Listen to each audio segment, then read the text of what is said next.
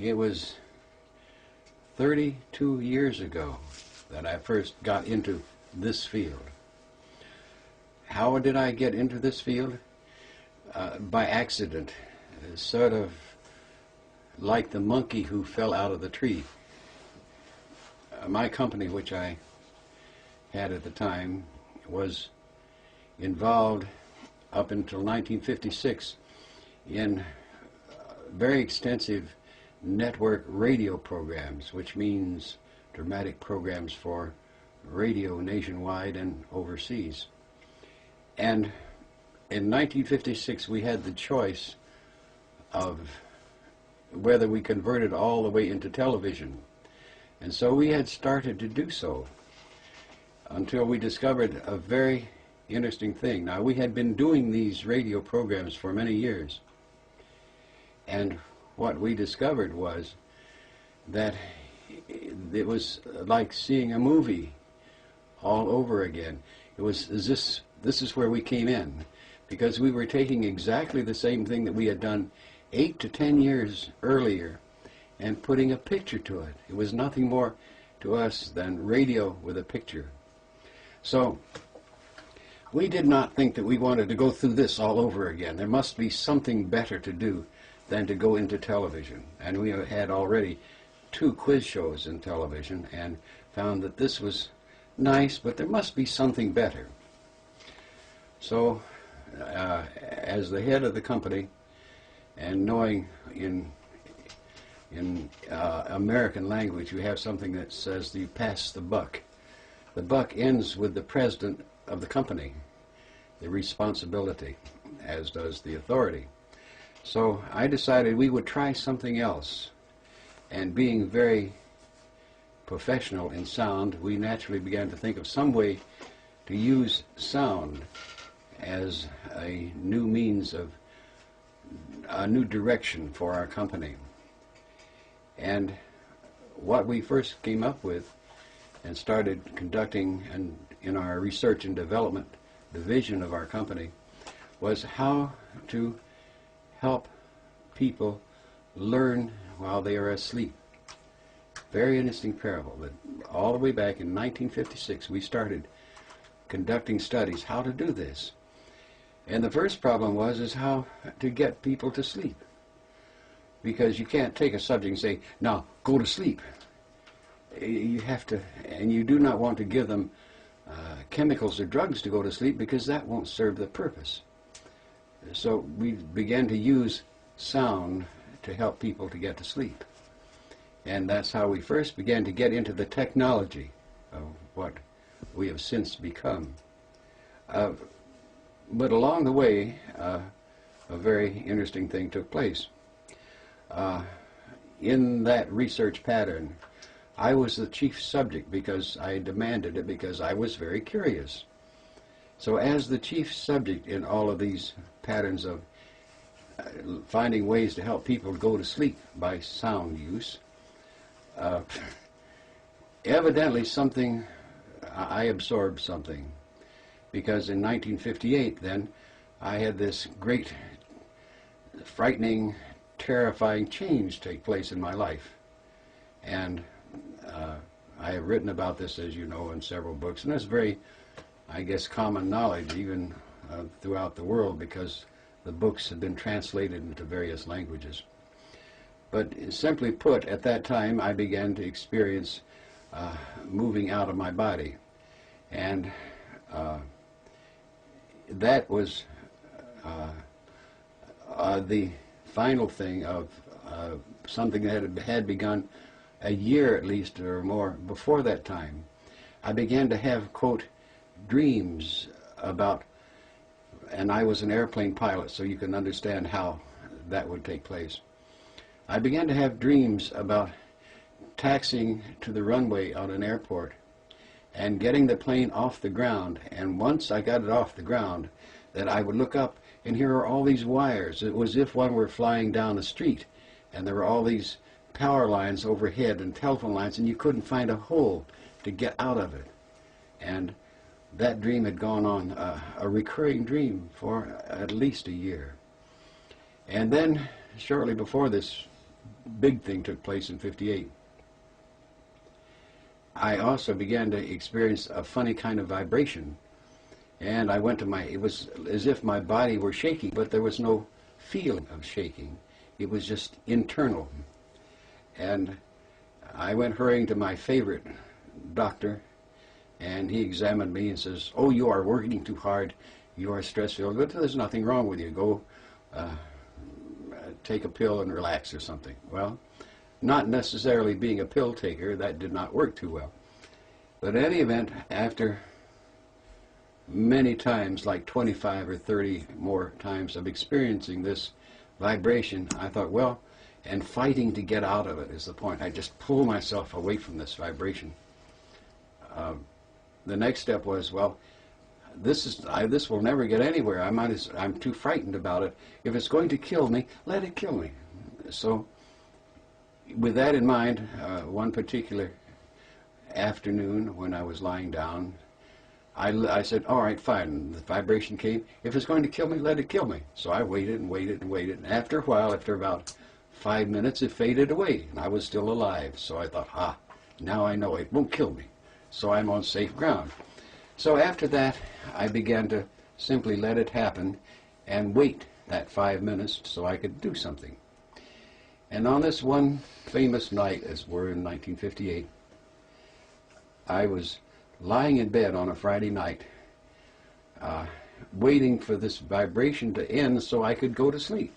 And as I was lying there, thinking about what I was going to do the next day, while this vibration got through doing what it was supposed to do, I was thinking how nice Saturday morning was going to be, because we had had what we call a cold front come through, and there would be strong northwest winds, and there would be great thermal action. So, being much into sailplanes and gliders at that time, the soaring was going to be tremendous. And as a result, this was my sense of great joy and anticipation as I was waiting for this vibration to end.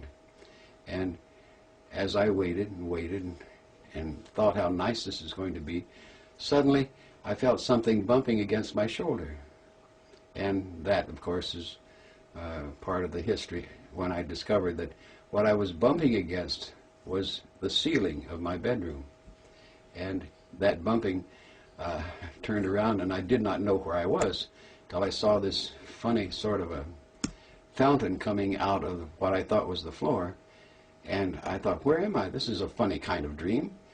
And I looked more closely, and I thought, there's something terribly wrong. This is not a fountain. This is the chandelier, the light fixture coming out of the ceiling. So I looked around, and sure enough, down there in the bed below me was my wife lying in bed, and beside her was a man in bed. And I says, what kind of dream is this? This is a strange dream. Whom would I think of who would be in bed with my wife?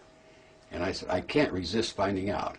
So I moved a little closer, and then this great shock came over me, because the person in bed with my wife was me.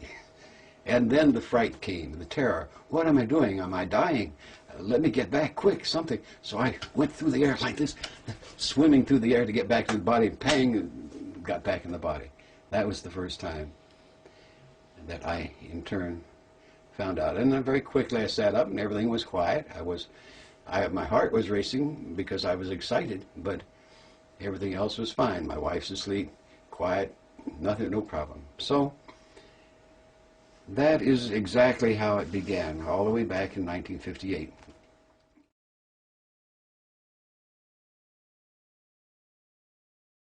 It took many visits to a doctor to find out that I did not have a brain tumor. It took reassurances from a very well-known psychiatrist friend who said, I can certify that you're sane, Bob. I said, well, what's the matter with me? And what's this thing that's happening to me? And he said, well, I think that you are doing what is known as conscious dreaming. And I looked at him and I said, what's conscious dreaming? He says, I don't know, I just made it up. And I said, thank you, thank you. And I then got together with my psychologist friend, and I said, Brad, what do I do about this thing? He says, oh, that's easy. I says, what? He says, they do it in India all the time. They know all about it in India. And I said, well, what should I do then? He says, well, I would think you should go to India and study under a guru and live in an ashram until you know all about it. And I said, well, how long would that take? And he said, oh, probably 10 or 20 years. I said, 10 or 20 years? What about my business? What about my mortgaged house? What about my wife and my 2 children? He says, oh, this is important.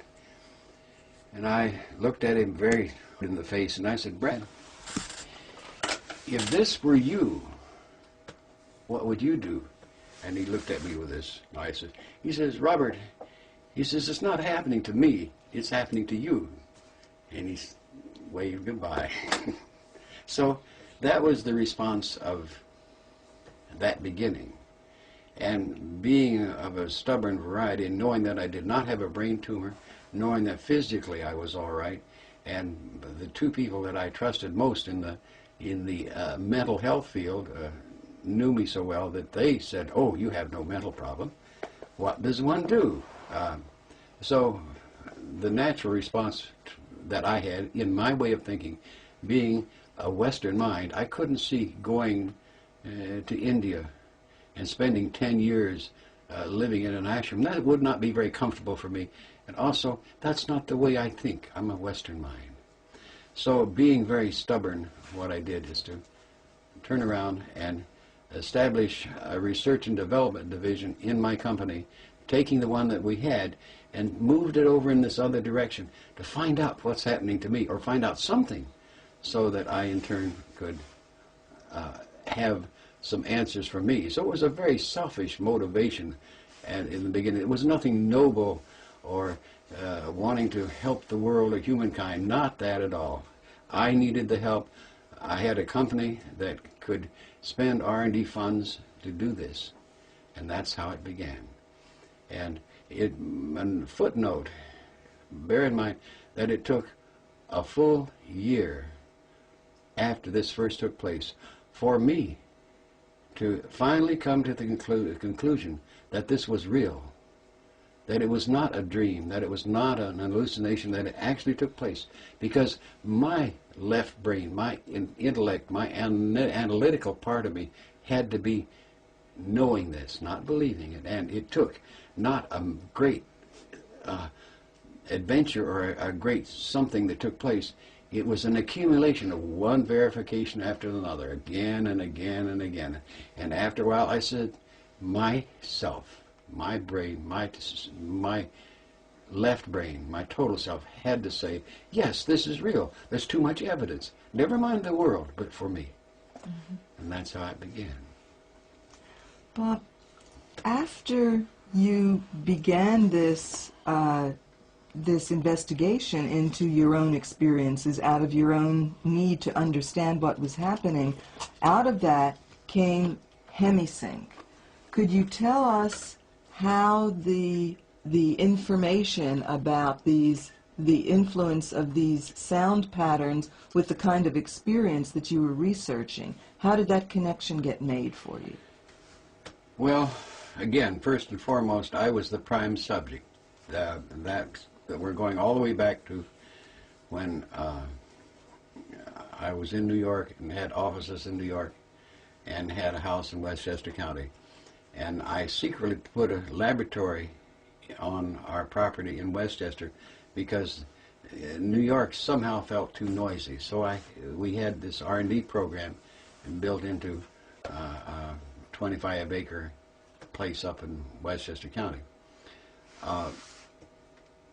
It started very simply. We already knew how to put people to sleep. So then it began to say, well, what is this and how are we doing this? And we started with a very sound scientific base of using sine waves that replicated the brain waves in the human mind, the human brain, to in turn induce this sleep. Well, it didn't take much more pattern searching to determine that if we adjusted those into areas that we had not looked at before, we would begin to find something else. And sure enough, we did. And it was all the way back there in 1960 that we first began to use what we have called in recent years frequency following response. And that's where that's different from hemisync. It's different from a binaural beat type. This you can hear in open air. It doesn't require headphones to have maximum ability to listen to it. And we use that very, very broadly for a number of years. In terms of the hemisync process itself, the hemisync process didn't really take place until the 70s, and by that time we had moved over to Charlottesville, Virginia, and gotten into cable television, and that was the new thing to do as against radio stations.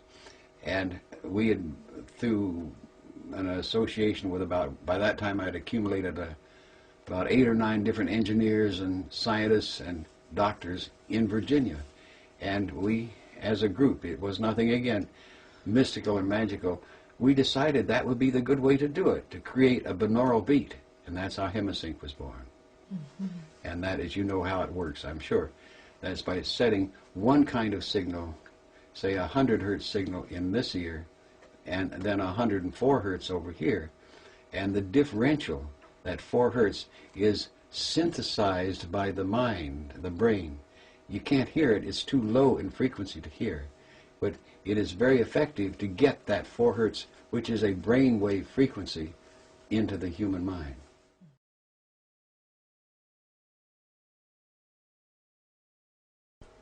Bob, what is the usefulness of hemisync in exploring different states of consciousness? In exploring different states of consciousness, hemisync, first of all, is tremendously valuable for one reason, and that is that it's not like a drug, it's not like a chemical. It is a sound, and as a sound, it in turn doesn't invade the body, as it were. It's not even like electrical stimulation, where you force the body to do things by electricity. What it also means is that the mind can accept it or reject it. In other words, it's not something that forces itself into you like this. It says here, and it is. So the applications are so broad that we really don't know all of them. We uncover new ones all the time. Let's take the extremes.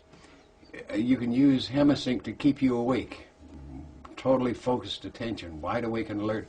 And over here, you can put a person to sleep, into natural sleep. And the in-between are all of these many, many different ways, different states of consciousness that hemisync can be used to perform things. And let's go to the wake stage, first of all. You can be super awake. Now, what do we mean by, say, super awake? Intense focus of attention, concentration, so that all of your attention is focused on, say, a book or something like this.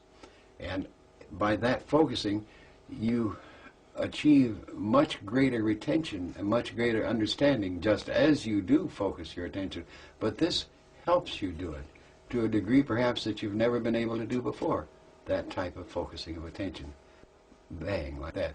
Now you can change that just a little bit by, in turn, again, using hemisync, and then move into a physical pattern of stimulating physical activity. And that's why, again, focusing of attention on physical activity in sports, for example.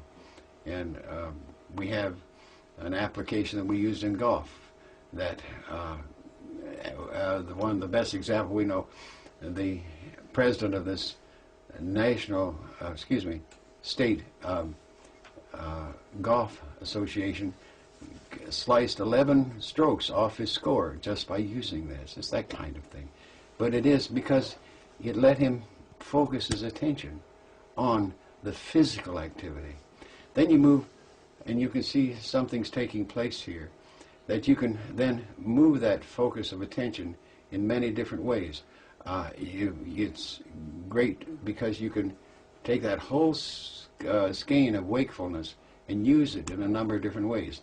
Then the next thing that importantly takes place is that you can shift that attention, that mind consciousness, into other types of states, all the way down, and you're not even asleep yet. So look at this. And there's all of these in between. And we have some very profound ones that we've developed that, mind you, you're not asleep, but you are awake. So we have a state that we can achieve by Hemisync that lets your mind be awake and your body asleep. Now that means that the characteristics of your body, your physical body, are asleep. And this makes a very, very great discovery available to you. And that is that you don't need all that physical sensory input of your five senses to be awake, to be able to think, to be conscious. And that's a great, great discovery, because we always think we have to have all this physical sensory input in order to think. We don't need it. And that's a big discovery. And Hemisync lets you get there very easily to learn that important pattern. So that's an illustration. In between these things are various states of consciousness that say that let the psychiatrist or the analyst reach in and get into the various depths of that other part of that patient to find out what his problems are and let them surface, because he establishes different means of getting into them like that, but they're not the same as that strictly mind awake, body asleep. This Hemisync pattern will let you do that. So you can see the scope of I'm speaking. It's anything that the mind can do. Hemisync lets you help you do that by changing the focus of attention, the focus of consciousness.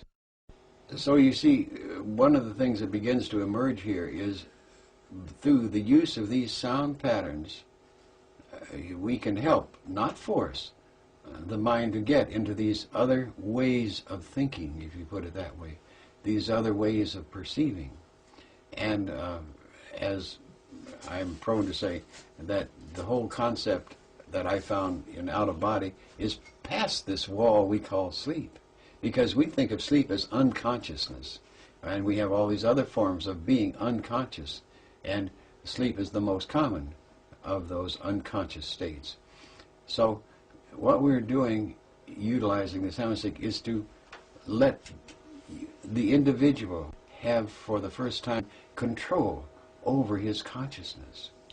And in relation to that, one of the key things that we have found is that this can, once we help a person learn this particular state, he in turn is as if he can restore that at will. He can, he has a memory of it, and he can recall it. It's as if you can recall when you were, let's say, dancing in the dark, if you want, or whatever, that you can recall it, and there it is again. So if you have a given state created by Hemisync, you remember the effect, and you can be that again. Very important. So if you take that perspective, you can see that there is no limit, and steadily all the time there are various uses found for this different pattern, and there are multiple patterns. We're so far beyond just one little signal doing something. In our latest approach to it, what we had as one signal is now 7 signals. And we may have as many as 5 of those one signals that were 7. So we now have something like 35 different Hemisync signal patterns on one application or one use. So we've gotten very deep into it. But the whole point that's so significant to us is what has emerged out of all of this. what has come out is that, first of all, because bear in mind that we have long ago gone past, quite naturally, because I demanded it. I needed the answers.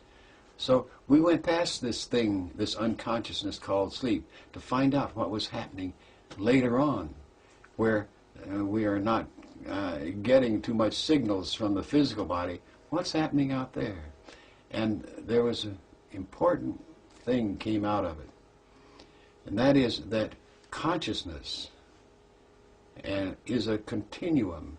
It does not stop when we lose consciousness here. If we are not conscious here, we are conscious there, whatever there is. I don't pretend to say what that definition of there is, but we are there. So that means very simply, when you go to sleep here, you don't lose consciousness. You just shift along the spectrum of consciousness to another kind of wakefulness. This is, and we in turn, with this consciousness, attempt to understand that phasing, that part of human consciousness at work there. And it's very difficult. So we try it and use dreams and all sorts of things to try and attempt to understand that consciousness, that being there, again, whatever there is. And out of that, saying that we don't know how far that spectrum of consciousness goes, that long band, it's endless. And we call that the interstate.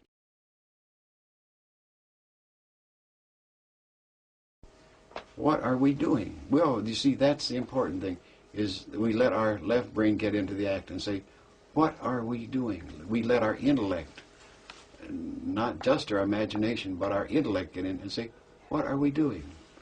Well, we finally got around to thinking we have a pretty good way of defining, of stating what we're doing. And that is that we as humans, and let's take the simple ratio of here we are now, and we are focused our attention in time-space, and we are very much, say, if you were watching this particular film, you would be focused your attention here. And that is that type of phasing. We are in phase with time-space. Now, if you don't look away from the TV or something and are thinking about what you will do tomorrow morning when you get up, you are a little bit out of phase because you're not concerned with this here now. You are thinking and doing nothing but thinking. And when you do that, then you're a little bit out of phase with time-space. So you can get the patterns of phase relationships. You're still here, and your consciousness is not only here in your physical self, but you're a little bit out of phase. And as you do this a little bit more, you get beyond inattention. You have what we call daydreams. So you are focused very much in your mind here, but your body's here, and you know your body's here, and you know you're still in time-space. And so there is a phase relationship. Say 60% of you is still in your physical consciousness, and 40% is over here daydreaming somewhere. And if you move it a little bit more, you get into such things as out-of-control phasing that are caused by alcohol, for example, and you're drunk, or drugs, and you're all on some drug high. And it's all uncontrolled, though. It's tremendously uncontrolled. And you can't start it, stop it, but you're out of control, but you're out of phase. So you are perceiving two things at once, the out-of-control stuff here, and you have physical matter. And there begins the other very serious question, is that the person who has dementia or some form of psychosis is in a dual phase relationship and cannot differentiate between the time-space physical phasing and this other that he perceives. So he sees little men and he hears voices and all kinds of things that are coming to him from this other phase relationship, and he can't explain. And so he tries to mix the two to the degree that they are both the same thing when they're really not the same thing. So he goes into a mental hospital, or they give him drugs like beta blockers to stop this other phasing. So if you think of that moving onward out through there, you can see what I mean by phasing. I can probably say, take a piece of paper and say, this, for example, is a phase relationship, and that's totally focused. Can you see it on the camera there? That's pretty good, isn't it? You don't have to focus it tight, but just get the angle.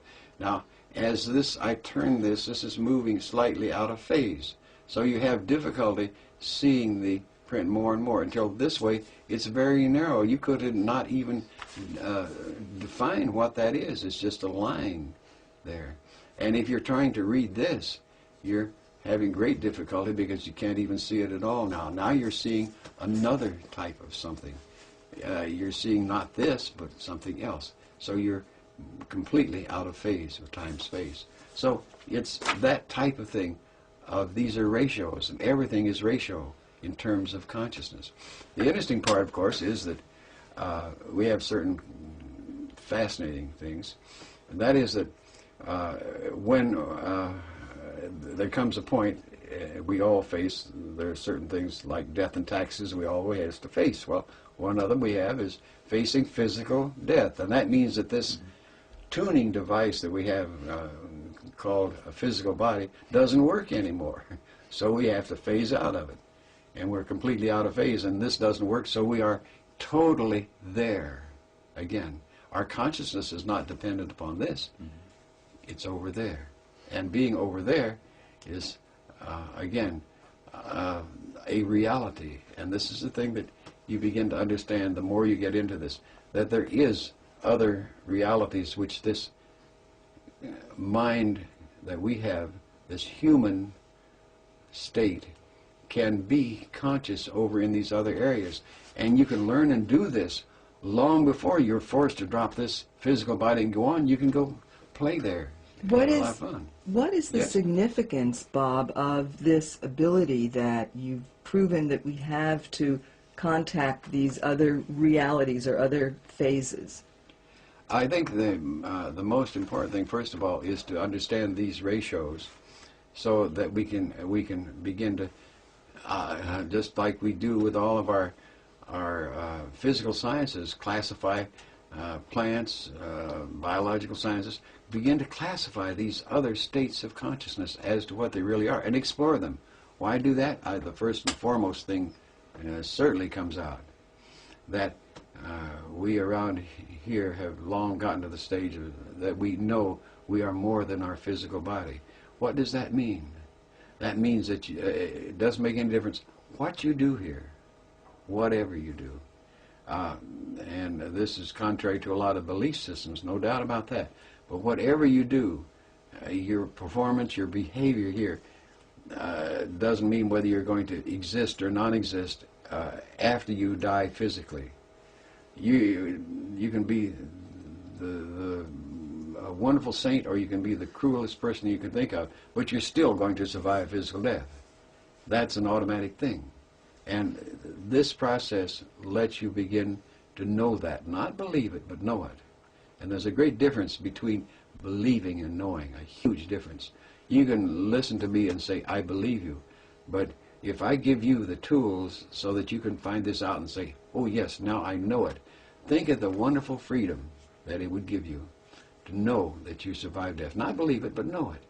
Look how that would affect your life, that if you know that you survived physical death. This is one of the things that's very common in the use of Hemisync. Eventually, people get to that knowing stage. They know that they survived physical death. It's great stuff. Because that lets you play here, that lets you live that much more fully, simply because that thing that's controlled you so much in your life, the fear of death, no longer exists. Bob, given what you've been saying, what is the purpose of our playing here? What are we here for? Well, that's absurdly easy. And I say absurd because it's so apparent once you begin to look at it with what I call a different overview, from another perspective. Look at it. It's best described as you come here as a vortex of energy, and I might add as an alien to this Earth life system. you don't belong here. So you try to change it. Humans try to change it. They don't like the way trees are planted, so they plant them in rows when this system says do it this way, and they wanted a nice tree. That's typical of humankind. But why do we come to this thing we call the earth and live on earth and be human? Very, very fascinating but obvious answer. And the more you look at it, the more obvious it becomes to you. And that is that you came here to learn. Now, what did you come to learn? These are nice, neat questions.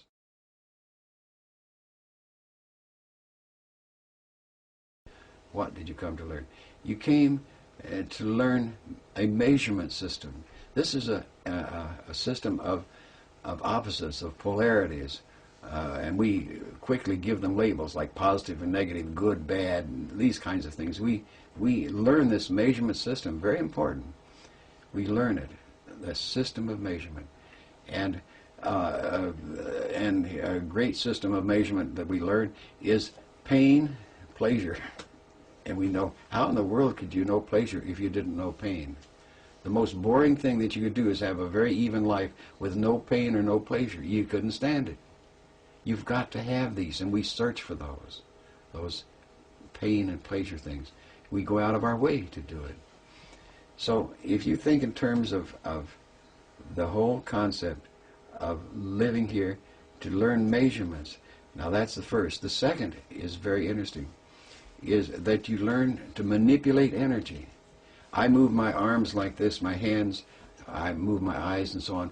I'm manipulating energy to do that. That's a use of 5 or 6 types of energy that let me move my arm. And we learn these very automatically.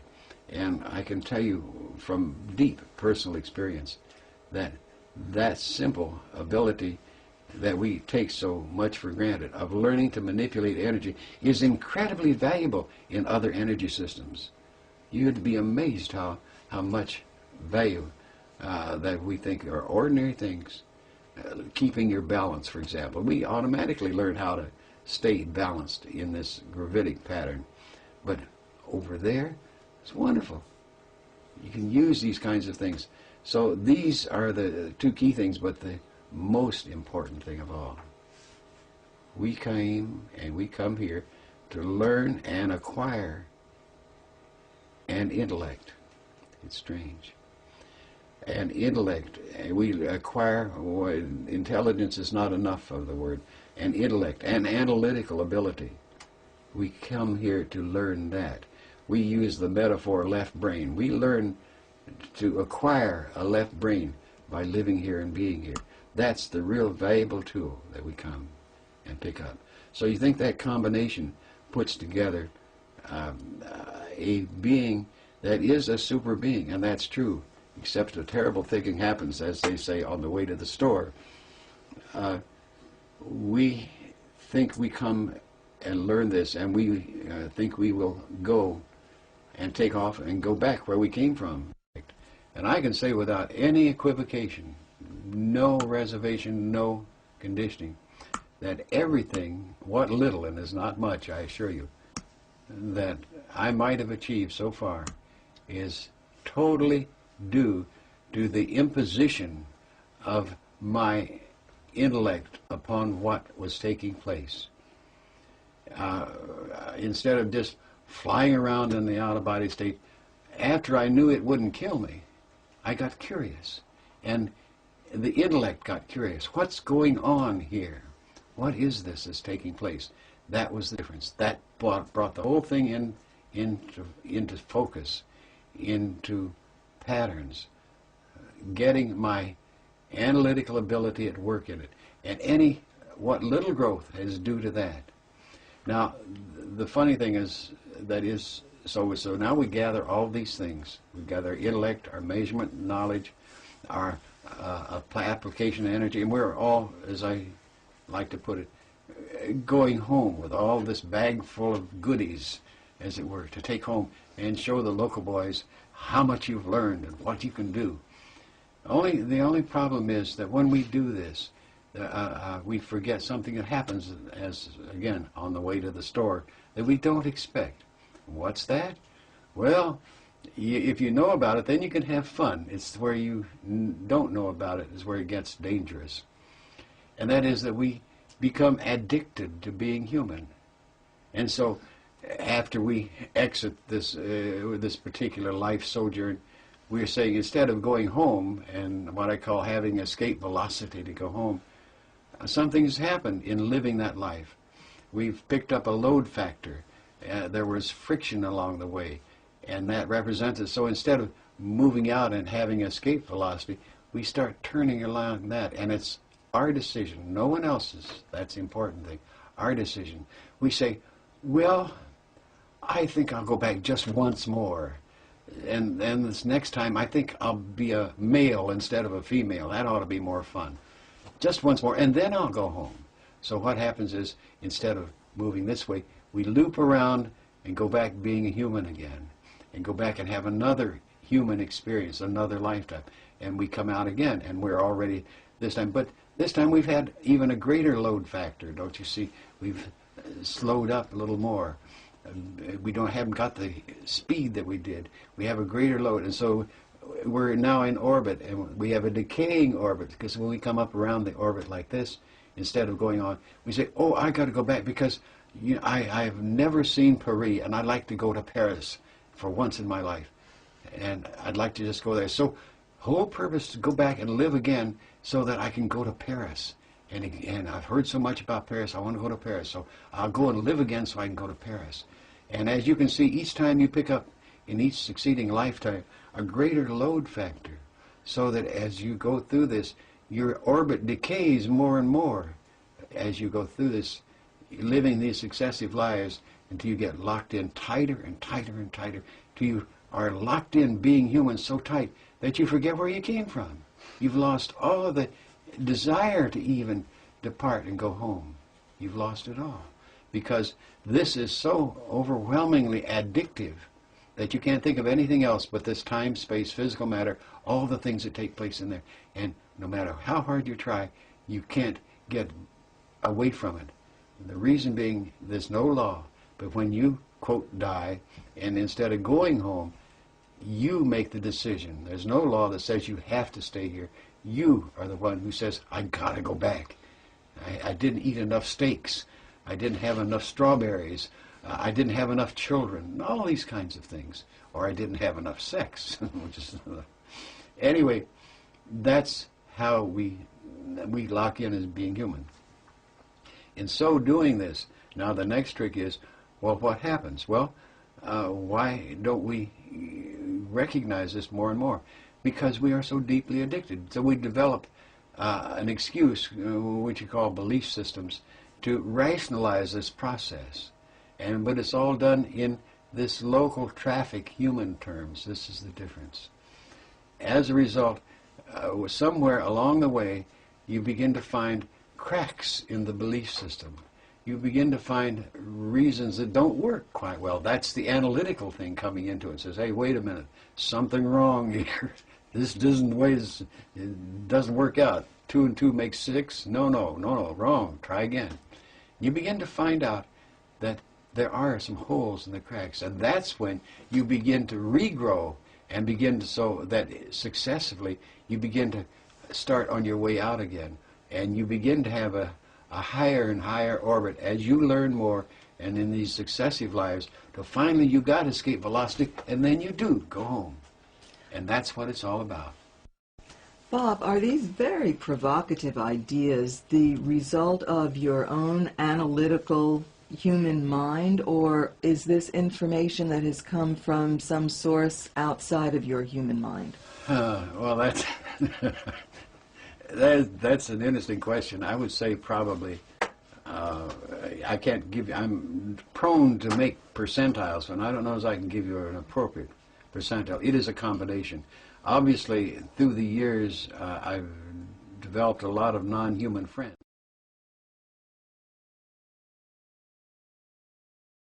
This one non-human friend, we got into the discussion of goals, and he said, excuse me, I said, it's he. It's not true. Yeah, I don't know whether it's a he or a she, so I developed a term, he-she. So he-she said, well, perhaps our goals are different. And I, in turn, said, well, I wouldn't think so. And he says, well, he-she says, well, what is your goal? And I, thinking to be very noble and very spiritual, I said, well, my goals are dedicated to serving humankind. That's what I want to do. And he-she said, yes, that's a very noble goal, but there are other goals. And with that, I tried to find out. He says, well, there are other goals. That was a nice bait, a lure.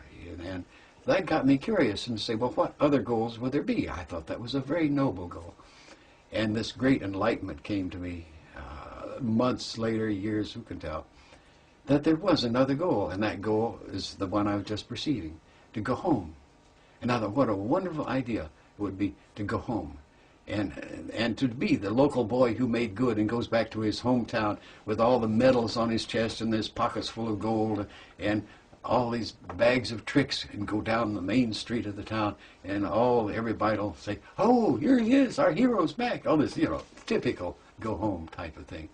And so I had been home twice and had to be dragged back, kicking and screaming, as it were, from going home, because that was not what I was supposed to do.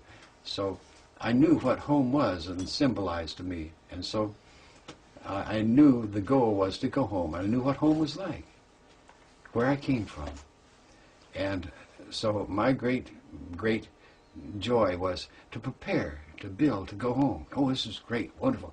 I had a goal, and for years I had that goal of going home, gathering all this, everything I could gather that would be useful, to have fun and teach people, do all sorts of things at home. As a result, I in turn thought, well, for a long time, and this was, maybe 5 or 6 years ago, something like that,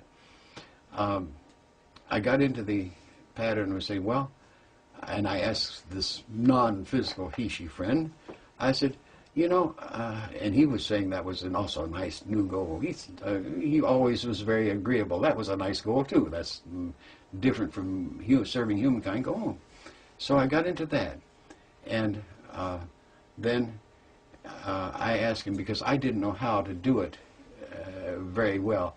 So he taught me, he says, I'll show you how you can go home for a visit. I just wanted to get a little visit, to stimulate me more, saying, oh, what a wonderful thing and way to go home.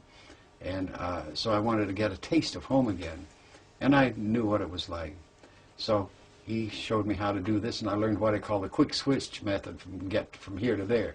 And it sounds weird, but it's as if one were to stretch a rubber band like that over to here, and then you let go of here, and you're there. Click, like that. And I call it the quick switch method of getting somewhere. And as a result, in using this, I suddenly was home.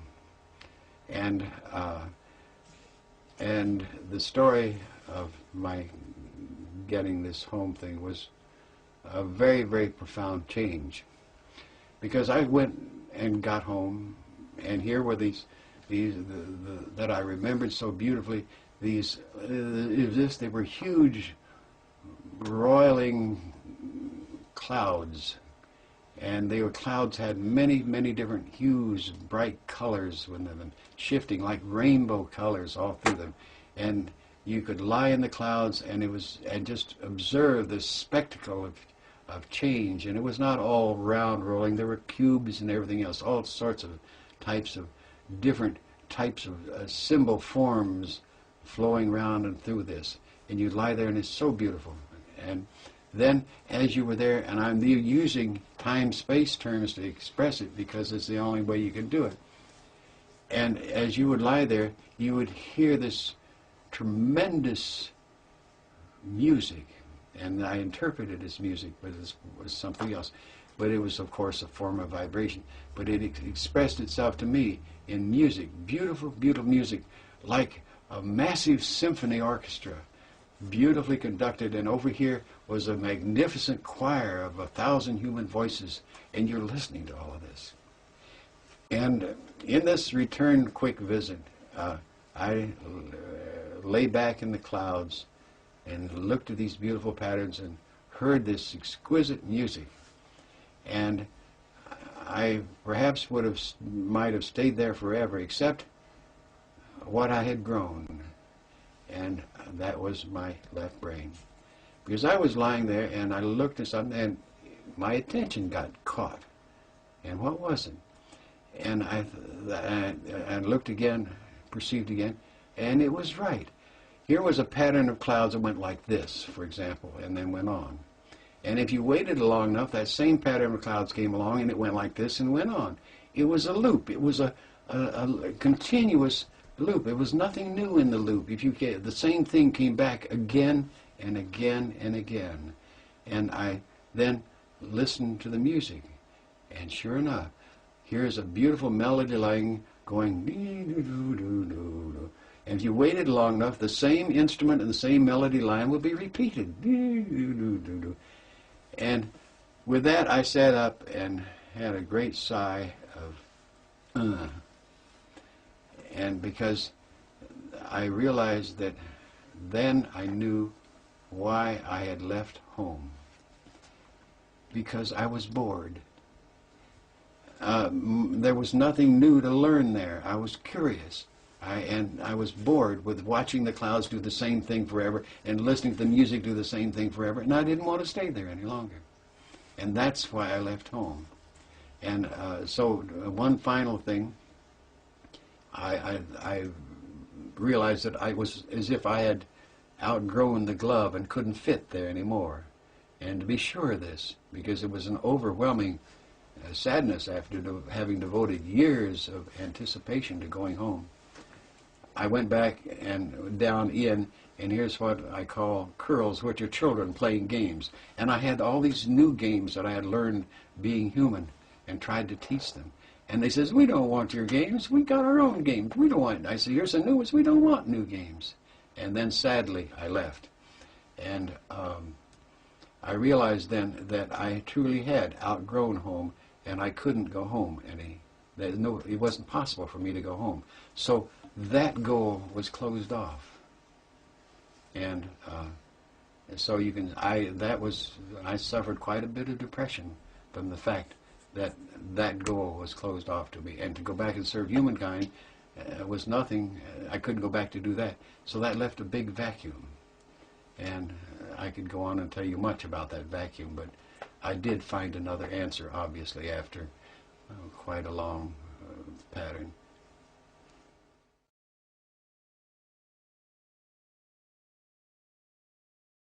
Bob, will you tell us what this new goal is? Well, it wasn't quite that simple. The new goal that reawakened me out of this was, as happens, I met another friend. And this other friend, I gave another type of name to simply because of the fact that I could not, how to put it, I couldn't understand him in any him. It's a he, she again. And I didn't want to use the he, she name, so what I called this new friend was Inspect, short for intelligent species, which meant that I was not an intelligent species. And a very, very deep and warm relationship developed with this non-physical being, and I never saw him in a physical form. He didn't have a form. He was just an energy. And we had, and that went on for a number of years until suddenly, and I must say there's another part to that. And I asked where his home was. And he said, would you like to go on the way to my home? And I will show you. And I said, oh my, yes, please, please. And so he did. And that became my new goal, was to become an Inspect. One of this, because the exquisite, all the things that we express as being idyllic, love, joy, relationships, all these type of melding of unification was expressed when I went and just on the edges of this Inspect's home. It was a beautiful, beautiful goal to be that. And that became my goal, was to grow and be and inspect. And my plans all shifted to go to that state of being. And this inspect gave me so many different beautiful things, such as escorting me into the future to see my last time around as being human, this kind of thing. Until one day, one night, one afternoon, I've forgotten exactly when, the inspect in our particular meeting place, which was outside of time and space, said to me, "This is our last meeting." And I uttered a great shock. "Why?" And the inspect said to me, "Because you are taking another path and you need to learn along that other path." And I said, "Well, will we see each other again?" And he says, "Not in this form." And I said, "What have I done? Have I done it?" He says, "No, you have done nothing wrong. It's that you have gone in another direction, and you have to learn that other direction and get back to basics before you can go any further." And in that, the inspector winked out like that and was gone.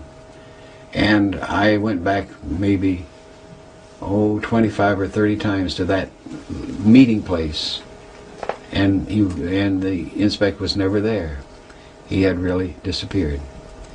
So that occasioned another depression, but it did trigger my left brain intellect, don't you see? That was the point.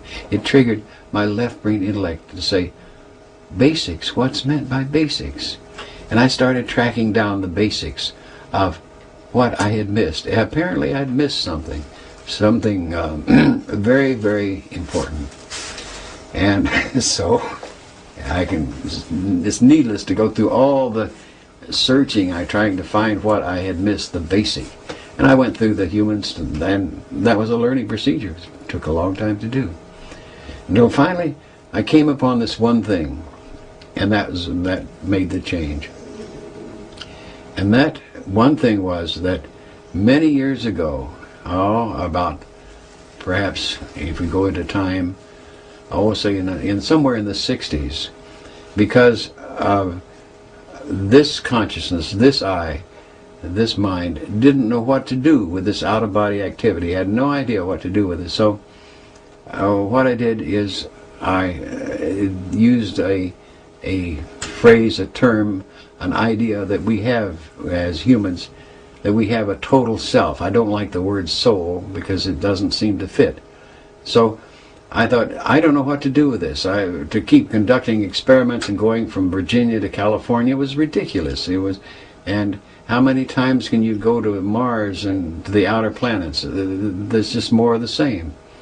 And so what I did, I finally said, wait a minute.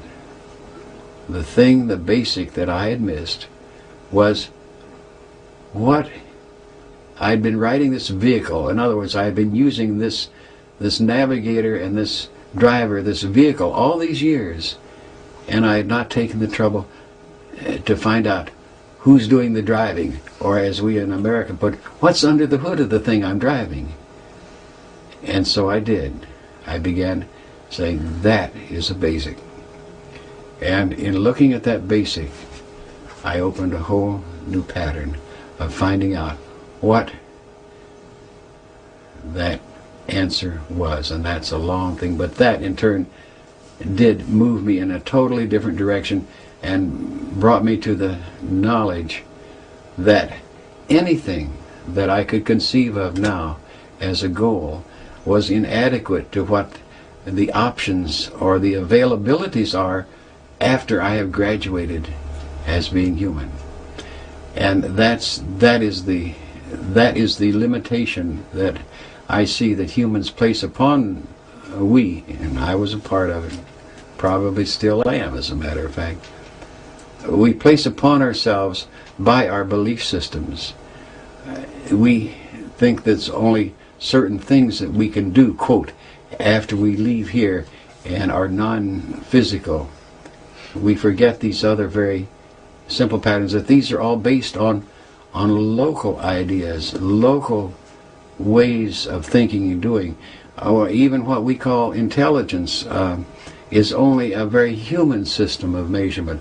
And here are all these things, and they suddenly, by this process, opened up to me to discover what the graduate human, the being who graduates from this human system of learning, can be. And that's what I mean by when I say go on the interstate. The goals are so spectacular, so far beyond anything that we can even consider, that they are prime targets for anyone who has curiosity, which I do. Prime targets who of the scientist to get into something where the real action is. You run out of action in time space. There's a limit, but there's no limits in this. In this whole spectrum of consciousness that I say, that's what I'm talking about. How far does it go? I don't know how far it goes, but I do know one thing, that one of the routes that you can go, and that was one of my explorations, because I went and explored all this to see these potentials.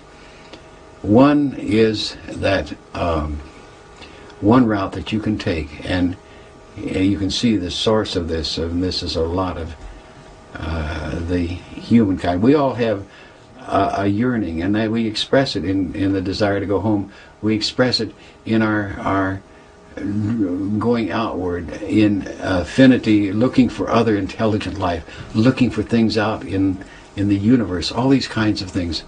But the real part of it is we really want to do this key thing. We're looking for something else. And what we're looking for is the thing that's built into us from the beginning.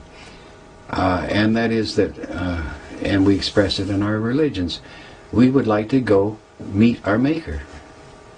Now, all I can tell you is that at the very least, because this could go on for a long, long time, I know how one could get on the interstate to go meet your Maker. And all I want to do, I have not met that Maker yet, but what I would like to do at some point, and that totality of me, and that's another story, we would like to go and, quote, not prostrate ourselves at the foot of our Maker, but let's say to shake that Maker's hand and say what a magnificent engineer he is, what a beautiful designer he is, she is, he, she, and go get into a new game with the Maker. And that's only one of, and it seems, endless options that one can take.